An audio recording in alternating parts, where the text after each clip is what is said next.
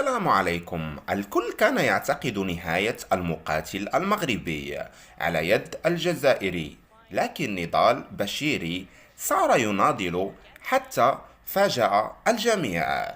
شاهد ماذا حدث. للتذكير، المقاتل المغربي نضال بشيري صاحب القفازات الزرقاء، والمقاتل الجزائري عيسى بوعلام صاحب القفازات الحمراء.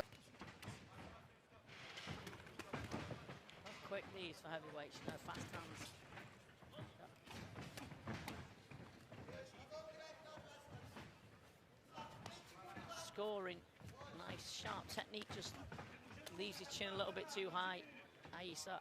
اوفرهاند رهيبة من الجزائري أسقطت نضال أرضا. صراحة الجزائري سيطر طولا وعرضا على المغربي في الجولة الأولى، والكل كان ينتظر سقوط المغربي، لكن لا تغلق الصفحات حتى تقرأ السطر الأخير. Exchanging good shots already. Trying that right hand again. Aissa.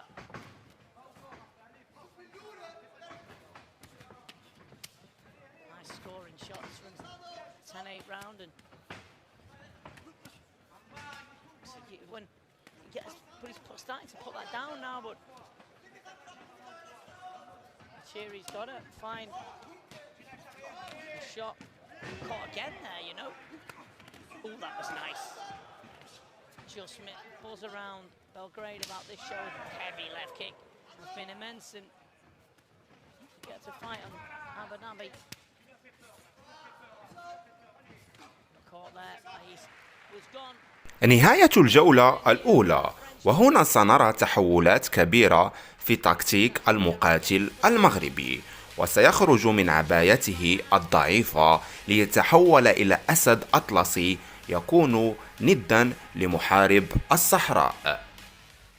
بداية الجولة الثانية، سنرى كأننا أحضرنا مقاتل مغربي جديد سيتحول 180 درجة ويصبح يضغط على خصمه ضغطا رهيبا سيسبب في انهياره وسقوط كتفه عدة مرات ليجعله ينسحب من النزال ويفوز عليه بعدما الكل كان ينتظر سقوطه المدوي. لكن للأسد كان رأي آخر، وكان مثال للصمود والقوة والصبر. His arm, he can't keep it up. Yeah, I think he's broke his hand, you know. I think he's broke his hand on with the right side. Look how he's just using his left. He threw it right before. What's going on here? He broke his hand, or is something going on with his shot? Glenn.